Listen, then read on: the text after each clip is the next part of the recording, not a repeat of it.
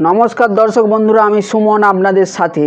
দেখুন, EPS 95 pension হোল্ডারদের জন্য জোরালো আন্দোলনে নেমেছে রাষ্ট্রীয় সংঘর্ষ কমিটির অধ্যক্ষ অশোক রাউত এবং তার সঙ্গে আরও আধিকারিকরা, অর্থাৎ সংঘর্ষ কমিটির আরও অধ্যক্ষরা এবং মহারাষ্ট্রের বিরোধী সাংসদও কিন্তু অশোক রাউতের সভায় এসে জোরালো মন্তব্য করে গেছেন। এই সমস্ত কিছুই আপনাদের আজ জানাবো। আপনারা যত বেশি সাপোর্ট করবেন আমাদেরকেও, আর এই আন্দোলন যত জোরালোভাবে এগিয়ে যাচ্ছে আপনাদের জয় হবে নিশ্চিত, এ কথা আপনাদের আজকে স্পষ্ট জানিয়ে রাখলাম। দেখুন, অশোক রাউত বলছেন যে 75 লাখ রিটায়ার কর্মচারী ইপিএস 95-এ, আর যে 7.5 কোটি কর্মরত যুবক যুবতীরা ইপিএস 95-এর আন্ডারে, তাদের কিন্তু অর্থাৎ যে 75 লাখ কর্মচারী রিটায়ার, তাদের যে স্যালারি থেকে টাকা কাটা হয়েছে সেটা 9.5 লক্ষ কোটি টাকা জমা থাকে ইপিএফের কাছে। কর্মরত শ্রমিকদের স্যালারি থেকে যখন টাকা কাটা হয় সেই ইপিএফ ফান্ডে আমাদেরই টাকা জমা আছে। আমরা আমাদের প্রাপ্য অধিকারের কথা বলছি এবং সেই 9.5 লক্ষ কোটি টাকা জমা আছে যে 75 লাখ কর্মচারী, এবং সেই 9.5 লক্ষ কোটি টাকার মাসে ইন্টারেস্ট আসে 90,000 কোটি টাকা। তার থেকে কিছুটা অংশ দিলেও এই সমস্ত 75 লাখ বৃদ্ধ কর্মচারীর কিন্তু 7,500 অর্থাৎ 7,500 টাকা করে পেনশন অনায়াসেই দেয়া যায়। এটা অশোক রাউত জানিয়েছেন সমশক্তি ভবনের সামনে আন্দোলনে, অর্থাৎ গতকাল যে 20 জুন দিল্লির সমশক্তি ভবনের সামনে অশোক রাউত তাদের আধিকারিকদের নিয়ে, অর্থাৎ রাষ্ট্রীয় সংঘর্ষ কমিটির সমস্ত আধিকারিক, তার সঙ্গে পেনশনাররাও যুক্ত ছিলেন। তিনি এই কথা কাল জানিয়েছেন এবং তিনি জানাচ্ছেন আমরা দরকার হলে আর 1-1.5 মাস দেখব, এরপরে কিন্তু আরও জোরালো আন্দোলনে নামবো। অর্থাৎ আমরা রাস্তা অবরোধ তো আগেই বলেছেন এবং জেল ভরো, অর্থাৎ আমরা এর জন্য যদি জেলেও যেতে হয় এই আন্দোলনেও নামবো। এই আন্দোলন তিনি বলেছেন যে করোনার চেয়েও বড় আন্দোলন হবে, অর্থাৎ আমাদের যদি বলিদানও দিতে হয় আমরা কিন্তু এই আন্দোলন বিরাটভাবে প্রবলভাবে চালিয়ে যাব, আর 1-1.5 মাস দেখব এবং এই বলিদান হলে কিন্তু সারা দেশ জুড়ে ব্যাপক প্রভাব পড়বে। এটা অশোক রাউত কাল দিল্লির সমশক্তি ভবনের সামনে জানিয়ে দিয়েছেন। সুতরাং আপনারাও বুঝতে পারছেন ইপিএস 95 পেনশন নিয়ে এই রাষ্ট্রীয় সংঘর্ষ কমিটির অধ্যক্ষ মাননীয় অশোক রাউত কমান্ডার, আর তার সাথে তার সমস্ত কর্মাধ্যক্ষ আছেন। মহারাষ্ট্রের একজন সাংসদ, বিরোধী দলের সাংসদ এসে অশোক রাউতের সভায় উপস্থিত হয়ে তিনিও বলেছেন যে এইভাবে দিনের পর দিন চলতে পারে না। মোদিজির কানে কি এই কথা যাচ্ছে না? যেখানে এমএলএদের পেনশন বলছেন 50,000 টাকা করে দেওয়া হয়, একজন এমএলএ 50,000 টাকা পেনশন পায়, সেখানে গরিব শ্রমিক কর্মচারীগুলোর মাসে 1,000 টাকা পেনশন, এটা তো কোনোভাবেই সমর্থন করা যায় না। আমরা অশোক রাউতের পাশে আছি, পুরো পেনশনভোগীদের 75 লাখ কর্মচারীর পাশে আছি। তিনি কিন্তু জোরালো আন্দোলনের ডাক দিয়েছেন সেই মহারাষ্ট্রের বিরোধী সাংসদ।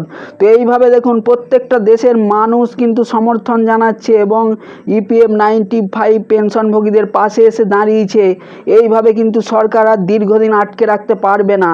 এবং আপনাদেরকেও বলি, যারা আমার ভিডিও দেখছেন এবং তারা কিন্তু যতটা পারেন কমেন্ট করবেন। আপনাদের কমেন্ট কিন্তু আমাদের কাছে বা পুরো দেশের কাছে মূল্যবান। আপনাদের মতন মানুষের যারা 75 লাখ কর্মচারী আছেন, বিভিন্ন চ্যানেলে যে যত বেশি কমেন্ট আসবে আমাদের এই প্রচার চলবে এবং ইউটিউবও কিন্তু রিচ বেশি করে দেবে, তখন আরও মানুষের কাছে এই ভিডিওটা পৌঁছবে এবং আন্দোলনের মাধ্যমে বা এই ইউটিউবের প্রচারের মাধ্যমে মাননীয় কমান্ডার অশোক রাউতের আন্দোলনের মাধ্যমে বিভিন্ন বিরোধী সাংসদ যে আপনাদের আন্দোলনকে সমর্থন করছেন আপনাদের পেনশনের দাবিতে, তাদেরকে সম্মান জানিয়ে অবশ্যই কিন্তু, আর আপনাদের মতো মানুষকে সম্মান জানিয়ে আপনারা নিজেরাই বয়স্ক মানুষ, বৃদ্ধ মানুষ, যাতে আপনারা এই পেনশনটা পানই। কোনো আন্দোলন কোনো প্রচার ছাড়া কখনোই কিন্তু সহজে অনায়াসে আপনাদেরকে দেবে না, দিলে এতদিন দিয়ে দিত। 1,000 টাকা পেনশন কেউ, কালকেই শুনলাম অশোক রাউতের একটি সভায়, অশোক রাউতের যে দিল্লি সমশক্তি ভবনের সভায় একজন 910 টাকা পেনশন বা স্বামী স্ত্রী নিয়ে কী করে চালাবেন, এরকম আপনাদের প্রত্যেকটা মানুষের একই অবস্থা। সুতরাং আপনারা যত বেশি কমেন্ট করবেন, লাইক দেবেন, এই ভিডিওটা বেশি মানুষের কাছে পৌঁছবে এবং প্রচার যত বেশি হবে, যত বেশি এর তীব্রতর আন্দোলন হবে, আপনাদের পেনশন ততটাই পাওয়া সম্ভাবনা বেড়ে যাবে। আন্দোলন বা প্রচার ছাড়া অনায়াসে কোনো দিন এই সরকার আপনাদেরকে পেনশন দেবে না, বাড়তি পেনশন। সুতরাং আপনারা যতটা বেশি পারেন বেশি করে দর্শক বন্ধুরা কমেন্ট করবেন ভালো, যাতে আপনাদের হয়ে আমরা লড়ছি, কিন্তু ইউটিউবের মাধ্যমে প্রচার চালাচ্ছি। আমাদের তো না হলে কিসের দরকার আছে, আপনাদের হয়েই আমরা প্রচারটা চালাচ্ছি। এবং যত বেশি আপনারা কমেন্ট করবেন, ভালো ভালো লাইক করবেন, আরও বেশি বেশি মানুষের কাছে পৌঁছাবে। এবং যেখানে কমান্ডার অশোক রাউত, সত্যি আমরাও দেখে অবাক হয়ে যাই, তিনি যেভাবে ভিডিওগুলো দর্শক বন্ধুরা অনেক চ্যানেলে পায়, নিউজ চ্যানেলে, সেগুলো দিতে পারি না, আপনাদেরকে দেখাতে পারবো না। কেন? কপিরাইট স্ট্রাইক আসতে পারে, আমাদের চ্যানেলের ক্ষতি হয়ে যেতে পারে, আমরা আর ভিডিও বানাতেই পারবো না, চ্যানেল ডিলিট করে দেবে ইউটিউব। এর জন্য কিন্তু আমরা দিতে পারি না, না হলে আপনাদেরকে ভিডিওগুলোও দেখাতাম। অশোক রাউতকে কিভাবে দিল্লি সমশক্তি ভবনের সামনে আমরা দেখলাম পুলিশরা ধাক্কা দিয়ে সরিয়ে দিচ্ছে। অশোক রাউতও একজন বৃদ্ধ 75-80 বছরের মানুষ, যিনি রাষ্ট্রীয় সংঘর্ষ কমিটির অধ্যক্ষ, আপনাদের হয়ে আন্দোলন চালিয়ে যাচ্ছেন। তিনি যথেষ্টভাবে ধৈর্য দেখিয়ে আজ দীর্ঘ 10-12 বছর ধরে আন্দোলন চালিয়ে যাচ্ছেন। আপনাদের এই হয়ে রাস্তায় বসে পড়ছেন, কখনো কখনো রোদের মধ্যে দাঁড়িয়ে, জলে ঘাম ঝরিয়ে, সব সময় কিন্তু অর্থাৎ অশোক রাউত মহাশয় আন্দোলন তীব্রতর করে তুলছেন। এবং তিনি তো দাবিই করেছেন যে এইভাবে না হলে আর কিছুদিন দেখে আমরা রাস্তা অবরোধ, তো আগেই বলেছি, জেল ভরো কর্মসূচিতে যাব, অর্থাৎ আমাদেরকে জেলে যেতে হলেও সেটা করব।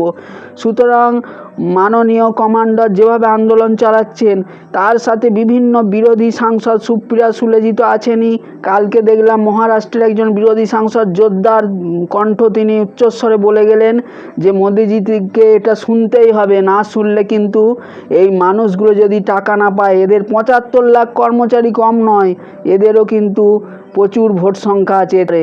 অর্থাৎ এই আন্দোলন, এই প্রচারের মাধ্যমে আপনাদের কিন্তু পেনশন পাওয়া সুনিশ্চিত সম্ভাবনা বাড়বে, যেটা 1 দিন 2 দিন বা 10-12 বছরও এরা দিতে চাইছে না, সেটা তো স্পষ্ট আমাদের কাছে। যার জন্য আমরা ইউটিউবের মাধ্যমে আপনাদের হয়ে প্রচার করছি।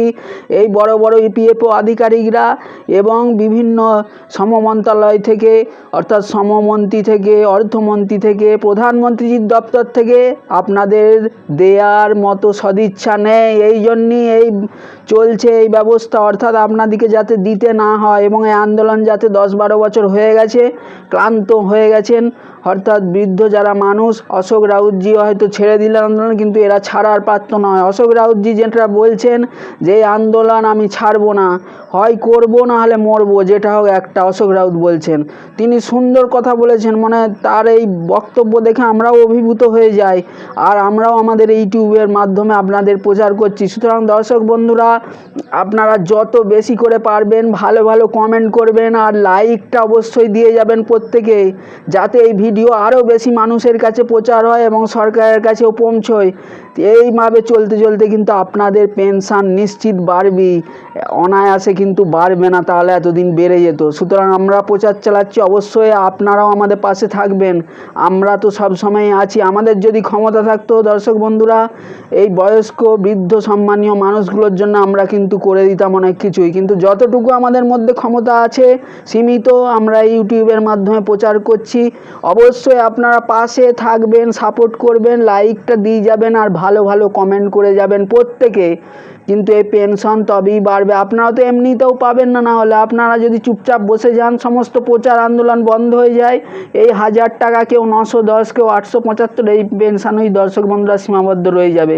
সুতরাং যাতে হয় এই প্রচার যত তীব্রতর হবে, ততই আপনাদের আন্দোলন কিন্তু দর্শক বন্ধুরা আন্দোলনও বাড়বে, আর আপনাদের পেনশন অবশ্যই পাবেন, এটা আমরাও আশা রাখছি যে এই পেনশন পেতেই হবে। এই বৃদ্ধ মানুষগুলোর এত বছরের চাকুরি জীবনের, অর্থাৎ তারা ঘাম ঝরিয়ে তাদের যে জিডিপি সরকারের কাছে পৌঁছে দিয়েছে দক্ষতা দিয়ে, তাদের এই ফল ব্যর্থ হবে না, তাদের পেতেই হবে। সুতরাং আমরা যারা এইভাবে প্রচার চালাচ্ছি, আপনারাও ধৈর্য ধরে আছেন, এত বছর আপনাদের বয়স হয়ে গেল, সুতরাং অবশ্যই পাশে থাকবেন, এইটুকুনি আপনাদের কাছে বলা, আর আমরাও পাশে আছি।